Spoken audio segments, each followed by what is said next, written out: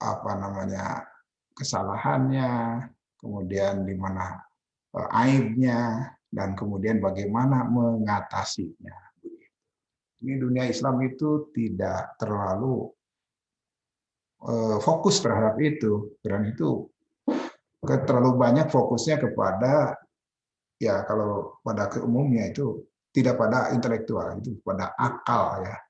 Karena itu banyak pemikiran dari orang Timur Tengah itu ada aklul Arabi, ini intelektual Arab ya.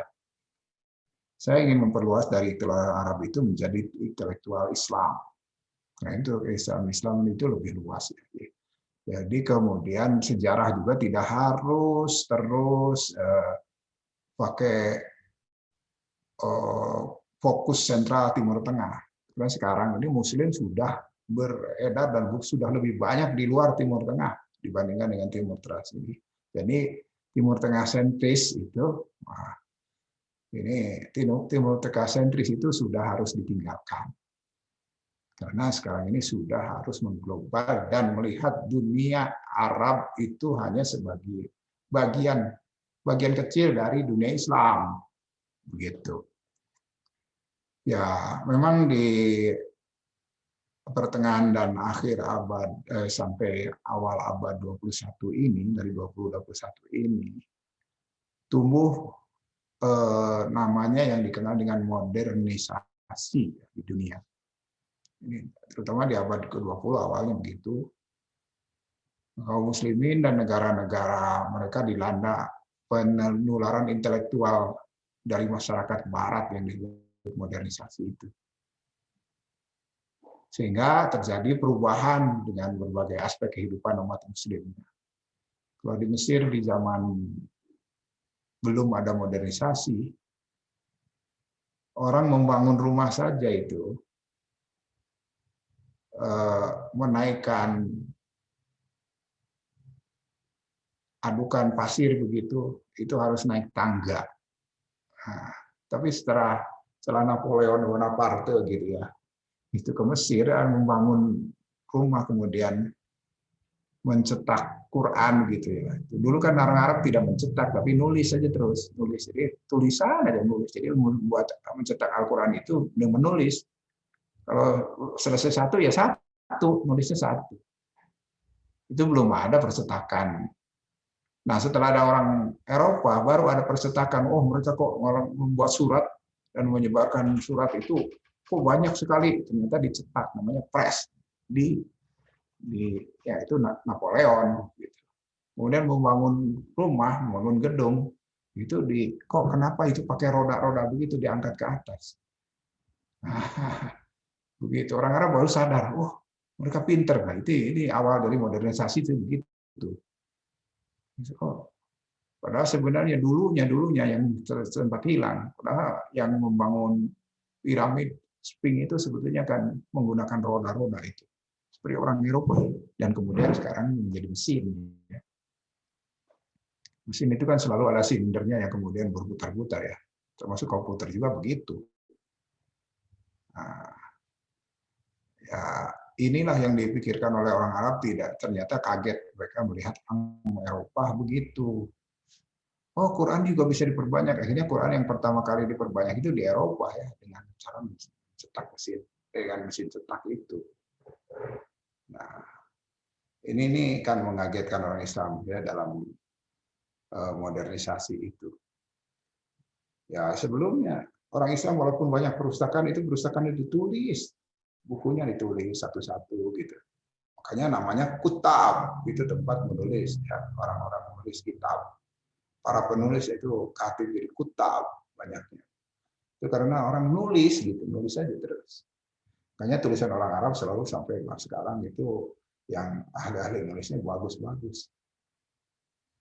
Bagus-bagus itu karena khatat ya, menulis pakai garis-garis, khatat namanya garis. Nah, dan tidak ada penulisan Arab tulisan yang paling indah kecuali tulisan Arab dimanapun di dunia ini. Makanya saya tertarik kepada tulisan Arab itu begitu. Sampai ke Timur Tengah, ternyata saya belajar juga menulis Arab itu.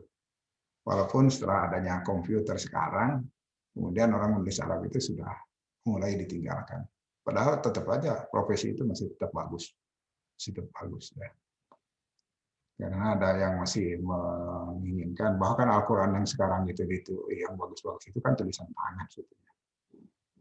Yang saya selalu berkata bahwa Al-Quran Mushaf itu tulisan tangan, hanya kemudian di offset, dicetak itu seperti tulisan tangan itu. Jangan katakan bahwa kalau tulisan saya bagus itu, wah seperti cetakan gitu. Bukan, itu terbalik mengatakan begitu itu.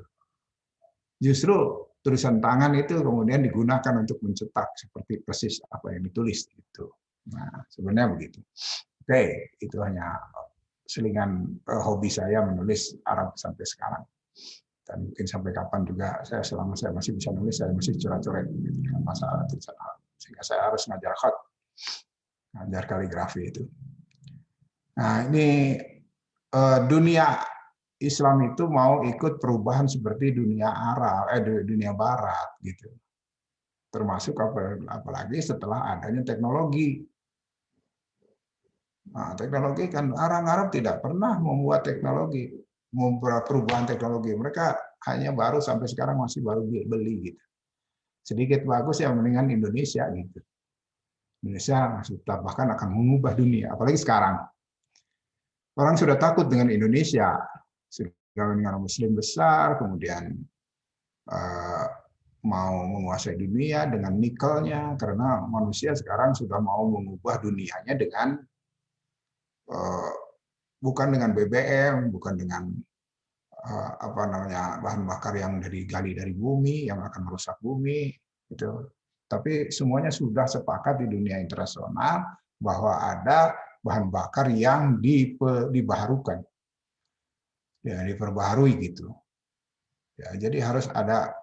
Kalau BBM kan bahan bakar minyak dari bumi, minyak bumi itu tidak bisa diperbaharui karena dia hanya menggali, kemudian memerasnya yang mungkin suatu saat di Timur Tengah pun akan habis ya. Jadi negara-negara kaya seperti Qatar, ya, Saudi Arabia, itu Uni Emirat, Kuwait, itu Iran juga nanti semua suatu saat akan kehabisan bahan bakar dari perut buminya.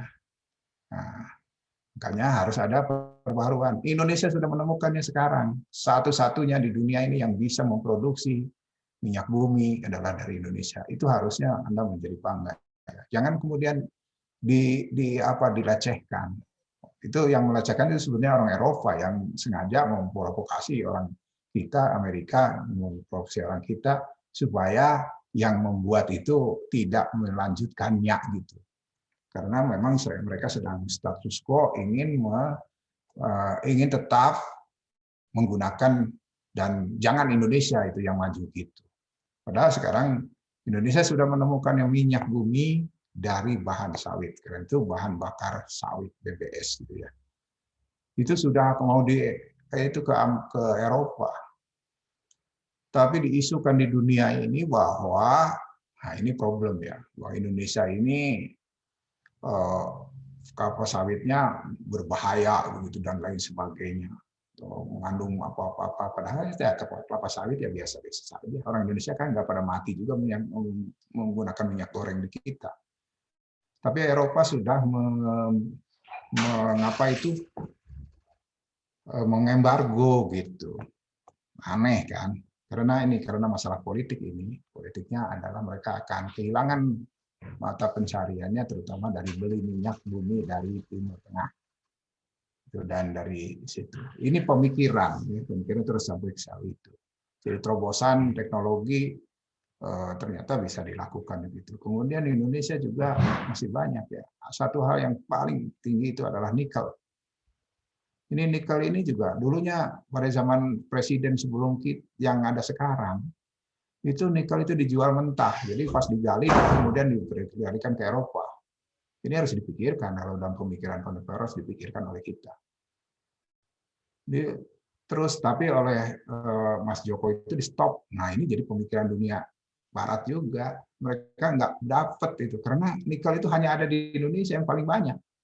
Yang paling banyak di dunia. Jadi satu, kelapa sawit paling banyak di Indonesia. Dua, nikel paling banyak di Indonesia. Begitu. Dan kalau di Indonesia di stop, dunia itu akan terhenti gitu memproduksi teknologi yang berbasis bukan minyak tapi berbasis listrik. Nanti kan mobil, kendaraan, pesawat semuanya akan berlistrik dan bahannya adalah dari nikel.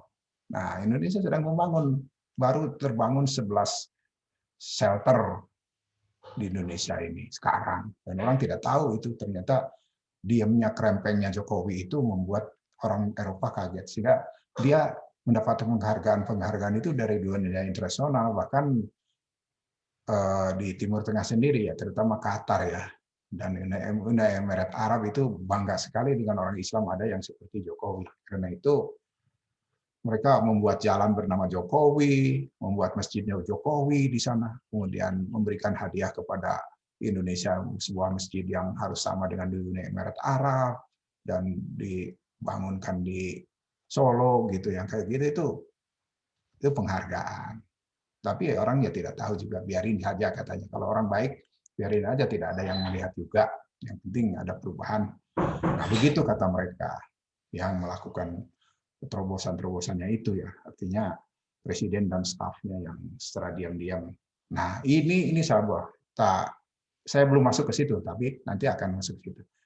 Nah, gejala teknologi, perubahan teknologi, sosial, pendidikan, demokratisasi, ya, sistem ketatanegaraan umat Islam itu dalam perubahan. Gejala itu merambah dan menjebol dinding-dinding institusi mapan, artinya yang sudah biasa di dalam kerajaan tersudutkan. Makanya kerajaan-kerajaan itu berubah. Di Timur Tengah kerajaan-kerajaan berubah, kecuali Saudi yang belum berubah ya. Kerajaan dulu itu yang kerajaan baik Maroko, Jordan, ya itu Kuwait. Sekarang sudah Saudi juga sudah mulai akan memperbaiki lagi setelah ada pangeran ini MBS ya. Nah, pangeran MBS ini Muhammad bin Salman ini akan mengubah Saudi menjadi negara modern gitu ya. Karena modernitas itu kan selama ini dia tidak begitu. Karena apa ya? Karena segala urusannya itu di kerajaan, di pusat di raja. Menjadi raja itu pasti akan juga mengubah dunia. Nah, ini kenapa demikian? Ya itulah keadaan Timur Tengah sekarang.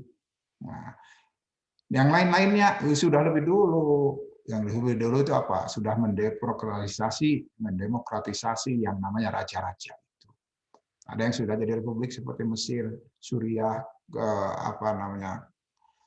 Irak, Libya, ya Tunis gitu. Sedangkan yang lainnya itu masih ada yang kerajaan. Kerajaan-kerajaan itu kan sudah didemokratisasi sendiri, sehingga kerajaan itu seperti Inggris, ada kepala negara, ada kepala pemerintahan. Kepala negara ya dipimpin oleh raja, tapi kalau kepala pemerintahan itu dipimpin oleh wakil rakyatnya, yaitu yang memilih apa yang dipercaya oleh raja, yaitu perdana menteri biasanya. Jadi menteri tertinggi namanya perdana menteri ya. Kalau di Timur Tengah namanya ketua menteri-menteri, itu perdana menteri. Kalau kita perdana menteri itu menteri perdana, menteri pertama ya bahasanya. Jadi kalau di dalam bahasa Arab itu Raisul Wizara, kepala menteri-menteri atau ketua menteri-menteri gitu ya. Nah ini itu sudah membobol itu yang namanya demokratisasi, teknologi, modernisasi ini sudah membobol dunia Islam, menjebol dinding-dinding institusi yang sudah mapan itu digoyah. Tradisi, budaya, dan tingkah laku moral mereka pun memiliki perubahan yang ya signifikan, berubah lah. Gaya perada modern yang sebelumnya dikuasai oleh kekuasaan kolonial di dunia Islam di Timur Tengah dan Asia dan Afrika, itu membuat terjadinya gerakan umat menentang penjajahan itu sendiri. Itu menentang penjajahan itu sudah mulai modernisasi ya, sebenarnya begitu. Indonesia merdeka kan begitu karena melawan Belanda. Mereka tersadarkan karena modernisasi ini yang secara perlahan tapi merembes ke dalam masyarakat yang dikuasai kolonial itu. Jadi perlawanan-perlawanan itu terjadi. Ya mungkin kecuali yang penjajah yang sadar diri gitu. Seperti Inggris itu sadar diri, mereka menghimpun dan membuat kekuatan sendiri, kemudian negaranya tidak boleh berontak, tetapi akan dimerdekakan dan dimerdekakan satu persatu. Gitu. Kalau seperti Indonesia itu luar biasa, melawan, bahkan sekutunya pun dilawan. Sekutu aja dilawan. Sudah Belanda kewalahan, kemudian mereka membunuh sekutunya. Para penjajah dari Eropa itu mau ngeroyok Indonesia, datang ke Surabaya. Dan Jenderal Inggris itu kan mati di Surabaya, itu kan gara-gara melawan kita ini, yang dipimpin oleh para ulama atau fatwanya Syekh Islamnya Indonesia itu ya, Hadratus Syekh, ketua atau pendiri NU itu kan yang membuat rakyat bangun untuk bangkit melawan sekutu, dan terbunuhlah jenderal gitu ya. Memang jadi takut orang-orang dari masuk Indonesia gitu, masuk Nusantara ini takut. Jadi kalau sampai sekarang itu NU menguasai yang paling besar di Indonesia itu wajar, karena pendiri dan perjuangan terhadap Republik ini luar biasa. Gitu. Walaupun presiden baru satu ya dari NU ini, yaitu Gus Dur ya. Nah, tapi itu sudah ya cukup lah bagi NU, sudah perannya sudah tampak dari dunia Islam ini. Karena itu NU paling tidak mau Indonesia dijadikan selain Indonesia. Jadi Indonesia Pancasila itu ya sudah Islam kata mereka. Nah ini setelah Indonesia merdeka itu Bung Karno malah jadi tersadarkan mau memerdekakan seluruh dunia Islam. Dan belum merdeka, setelah Indonesia merdeka itu belum banyak yang merdeka. Akhirnya kepala-kepala negara atau raja-raja, pimpinan-pimpinan, kepala suku, segala macam dikumpulkan dari Asia dan Afrika dan datang ke Bandung. Wah, itu di Bandung ini. Sebenarnya Bandung yang menjadi pusatnya Asia Afrika sebagai bagian terbesar mengalami derita penjajahan itu. Beberapa negara di pertengahan abad 20 mulai menampakkan kemerdekaannya dari sejak munculnya Konferensi Asia Afrika atau Spirit of Bandung yang dibuatnya. Itu adalah orang Indonesia menyebutnya Dasar-Sila Bandung. Jadi 10 perjanjian yang dibuat sebagai spirit untuk merdeka. Itu di Bandung. Makanya kalian yang kuliah di Bandung ini harus semangat Bandungnya yang pada tahun 55-an itu. Cepat lah. Kalau kalian pergi ke Timur Tengah, disebutnya dari mana? Saya juga sebetulnya orang bukan dari Bandung, tapi karena kuliah di Bandung, kemudian saya bilang, ya kami kuliah dari Bandung. Ya udah. Mereka senang sekali di Timur Tengah itu. Oh Bandung itu, roh Bandung. Nah, roh Bandung itu, semangat Bandung itu roh Bandung, mereka bilang. Nah, para tokoh nasionalnya waktu itu ya masih ingat Bandung karena masih hidup di masa tahun 55-an gitu. Dan mungkin ada yang lahir tahun ituan juga. Nah, ini jadi orang Bandung banggalah kalian. Jadi yang kuliah di Bandung bangga kalian. Di dunia ini diperhitungkan. Nah, kemudian Konferensi Bandung juga membuat modernisasi sebenarnya proses modernisasi yang ada di Asia dan Afrika di Timur Tengah. Tapi sedang membangun modernisasi itu di dunia Islam ya, di Timur Tengah, di Barat, itu diterkejutkan oleh yang luar biasa, yaitu ternyata ada hal yang luar biasa selain dari Eropa itu adalah orang Asia sendiri yang menghancurkan negara-negara Arab, yaitu Israel. Itu kaget sekali tahun 67 bulan Juni, orang Arab kaget dengan perang 6 hari mengalahkan Mesir, Lebanon, Suriah, Jordan, dan yang mendukungnya negara-negara Arab lain itu kalah semua oleh Israel yang hanya 6 hari saja tahun 67 itu. Kan tahun-tahun itu kan masih zaman perang gitu ya. Belum negara itu belum menjelaskan kenegaraannya yang jelas, batas-batas negara yang jelas itu belum. Tapi Israel mau menjelaskan itu semua. Dan mereka Israel itu kan memang asli orang Timur Tengah, keturunan Nabi Ibrahim kan. Jadi asli dia mau daripada kata mereka daripada mereka eksodus kemana-mana di seluruh negara di dunia ini ya kembali ke negeri masih ke asalnya. Dan mereka sebut sebagai negara tanah yang dijanjikan, Ardul Mau'udah. Jadilah sebuah negara sekarang ini.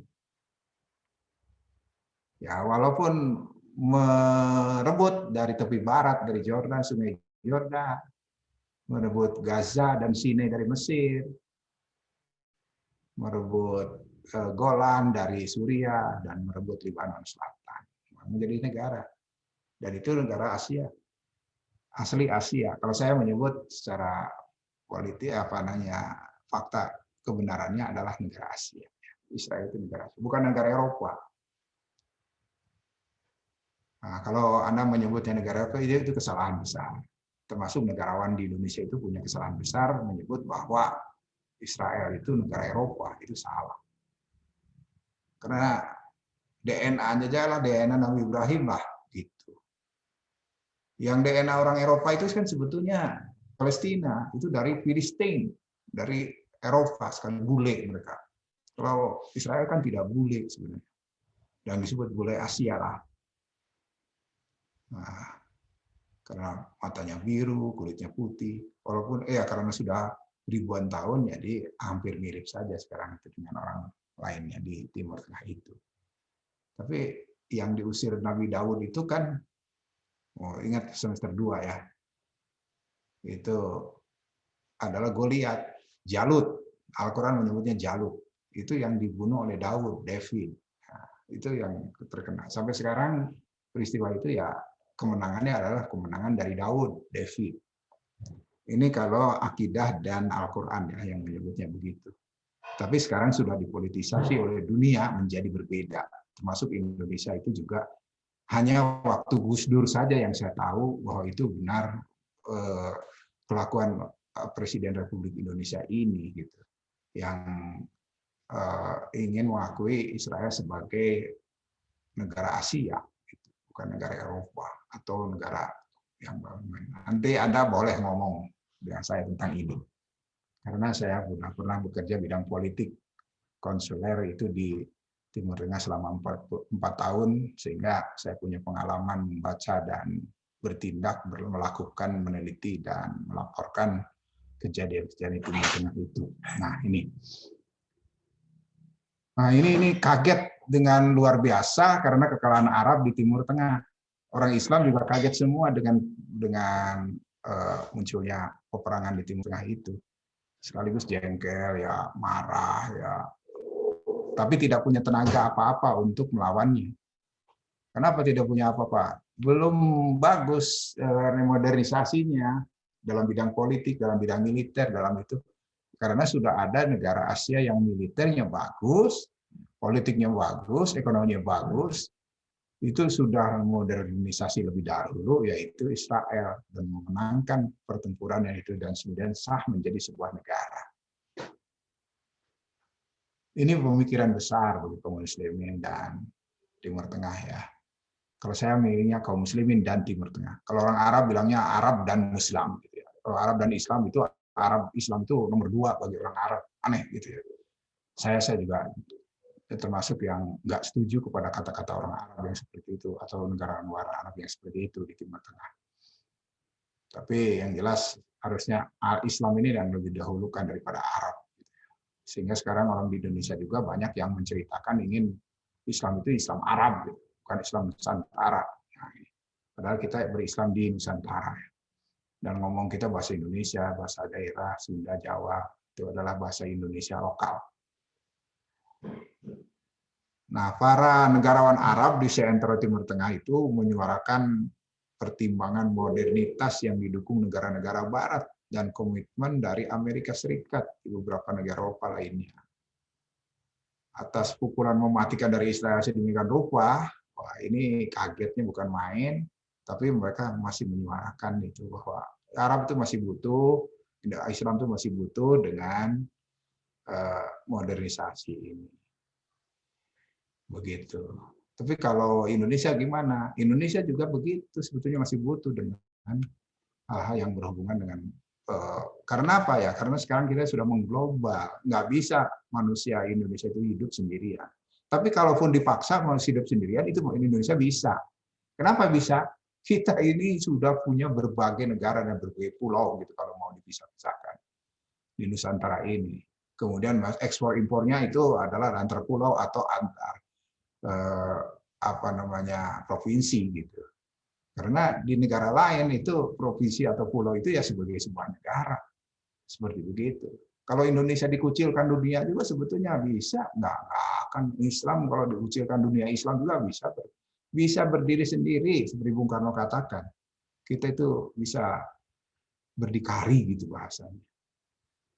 Nah, sekarang sudah mulai begitu. Kalau kata Jokowi itu kalau di Indonesia dikucilkan dari dunia pun tidak peduli, kami bisa membuat untuk negara kita sendiri gitu. Jadi jangan takut seperti presiden-presiden sebelumnya yang ketakutan kalau tidak berhubungan dengan luar negeri gitu. Kalau Indonesia sekarang tidak dikucilkan dalam negeri aja bisa hidup. Teknologi juga sudah maju di Indonesia gitu. Pinter-pinter juga. Kenapa? Nah, gitu. Tapi kalau dunia Islam, nah ini masih ketergantungan. Ketergantungan yang luar biasa.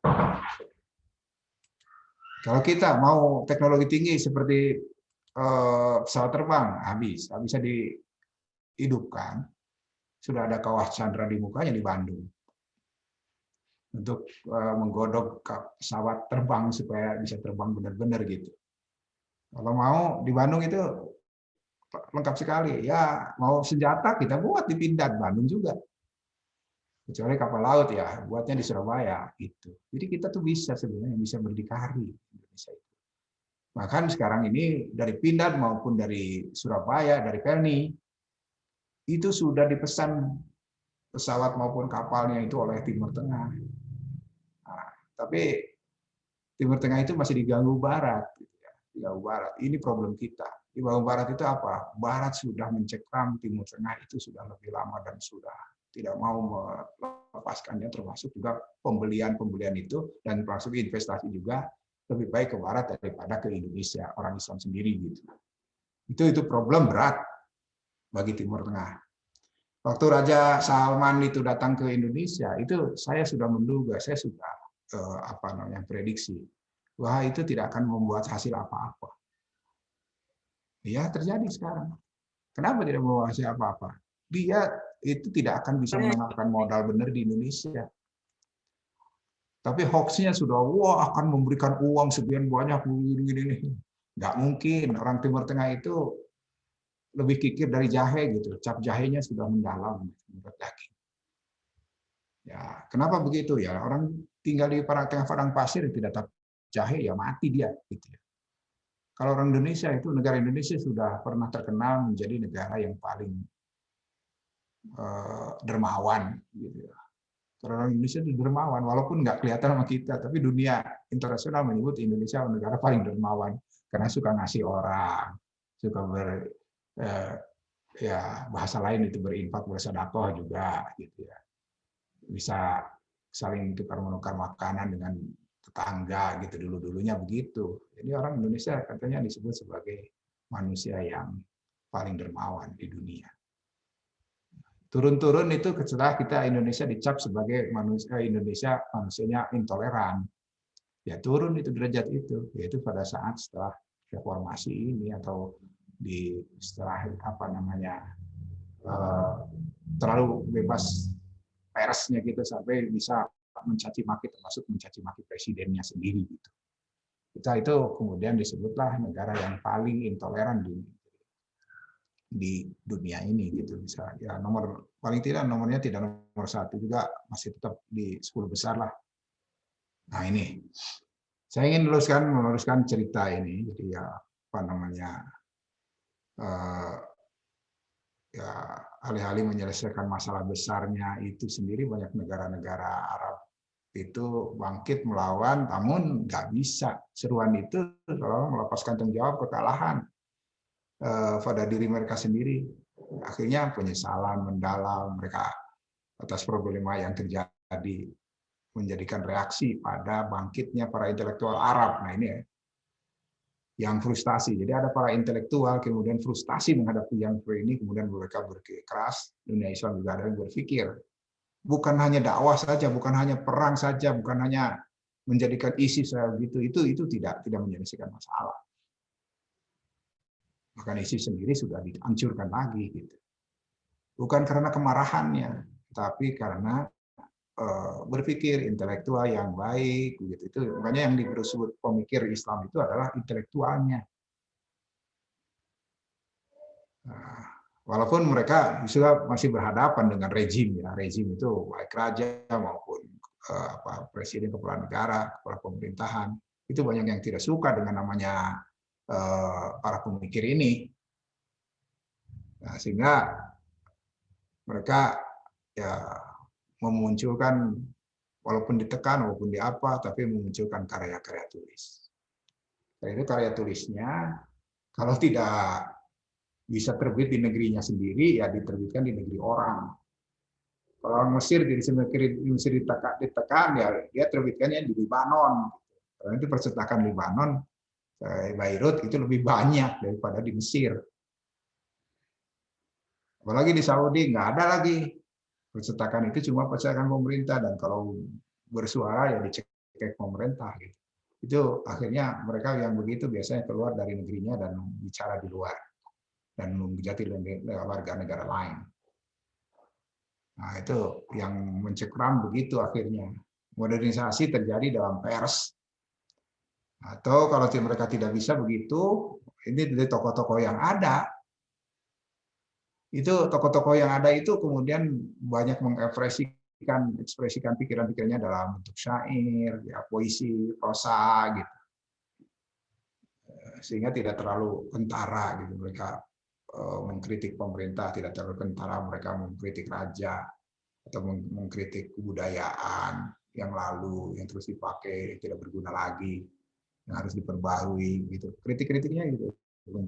Kritik bahasa juga. Itu terus mengalir. Dan itulah tokoh-tokoh yang banyak yang saya sebutkan itu orangnya. Sampai di Indonesia juga gitu ya. Sampai di Indonesia juga. Nah, berarti yang paling penting saya ingin bedakan Indonesia dengan Timur Tengah yang lain ya, yang dengan Timur Tengah. Kalau di Timur Tengah banyak ulama itu atau pemikirnya itu yang kemudian diusir dari negerinya karena bentrok dengan pemerintah. Tapi di Indonesia nggak ada, belum ada ya. Kecuali yang kabur sendiri, ketakutan, itu biasanya punya kesalahan yang fatal ya. Mungkin kesalahan berpikir juga fatal gitu. Atau tidak membumi seperti NU kan membumi itu. Walaupun yang disebut orang di NU itu banyak yang sekuler, radikal, apa namanya, itu tapi tetap NU, itu tetap NKRI mereka itu karena sudah memiliki akar bahwa mereka itu pahlawan Republik ini gitu. Jadi karena itu nggak bisa dituduh macam-macam juga nggak bisa. Apalagi kalau dituduh sekarang itu Islam Nusantara adalah paling kafir daripada yang kafir-kafir lagi. Oh, ini sudah disebut begitu. Ini zaman sekarang. Ternyata siapa yang ngomongnya? Oh, itu ternyata yang pernah terlibat dalam pemboman di Marriott Hotel Jakarta karena melindungi para teroris itu gitu. Oh, jadi orang-orang yang keras lah, radikal seperti itu. Nah, itu anti NU itu, yang begitu anti NU, anti nasionalisme, anti apa namanya tadi Islam Nusantara. Bahkan saya menyebut ada bacaan Al-Quran yang bagus saja, seperti lagu-lagu di Nusantara atau lagu-lagu yang lagu Jawa begitu, seperti di Afrika yang dilantunkan oleh para ulama mereka gitu, itu sepertinya di Jawa gitu, tapi orangnya kok hitam gitu. Nah ini katanya agama baru gitu, karena lagu Al-Quran yang baru, padahal lagu orang Indonesia biasa. Ini lagu-lagu Al-Quran yang seperti itu kan budaya sebenarnya, semuanya budaya. Sampai sekarang yang dilombakan itu, yang dilombakan di MTQ nasional, itu kan sebetulnya lagu-lagu Timur Tengah yang tidak Arab sama sekali awalnya. Itu lagu Bayati, punya dari Mesir. Itu lagu apa Mesir itu? Ya lagu Bayati itu lagu gereja loh, gereja Kopti. Nah, kemudian diadopsi jadi bahasa Arab, kemudian menjadi lagu Al-Quran. Dan bahasa Arab yang apa namanya yang digunakan oleh Bible atau Injil juga sekarang menggunakan bahasa lagunya yaitu Bayati kalau di Mesir. Atau lagu Hijaz ya di Hijaz itu. Atau lagunya Nahawan jadi apa Basrah di atau Jiharka umpamanya di Iran begitu di Baghdad di Irak. Nah, itu kan lagu-lagu daerah semua. Nah, kalau lagu Indonesia kenapa tidak ya? Lagu Cianjuran umpamanya. Ya, lagu Jawa lah sekarang ini lah. Ini kita sebutnya lagu nasional, langgam nasional. Nah, yang umumnya di masyarakat saja juga kita melakukan itu lagu nasional. A'udzubillahi minasyaitonirrajim. Bismillahirrahmanirrahim. Itu kan lagu apa? Lagu umumnya bangsa Indonesia itu. Mau diharamkan itu, dia kemudian dibid'ahkan, nggak bisa juga. Memang itu budaya kita sudah begitu. Memang budaya kita begitu. Dan itu tidak dilarang juga oleh siapapun. Bahkan kalau mau dilombakan dengan lagu itu di MTQ, sah-sah saja sebetulnya, jangan kemudian dikafirkan. Nah ini dia. Saya tidak setuju ya. Kalau saya tidak setuju. Itu lagu. Siapapun yang punya lagu daerah pasti kebawa lagunya itu dengan waktu membaca Al-Quran. Bisa terjadi begitu. Kecuali yang orang-orang sengaja membuat lagu pakai lagu Arab lah. Itu juga harus belajar lama gitu. Harus belajar sambil menghafal. Hanya waktu saya pesantren Al-Quran di Jawa Timur, di Malang, itu orang baca Qurannya dengan berbagai macam lagu ya. Nah, tapi ada yang juga yang pakai lagu Bayati, itu yang lurus-lurus seperti yang apa namanya bacaan tartil ya. Ini itu ada yang dari terbawa dari Timur Tengah ada yang dibawa dari Indonesia ada. Ya saya yang terlahir di daerah Sunda ya pakai lagu Sunda saya di sana nggak apa-apa. Bukti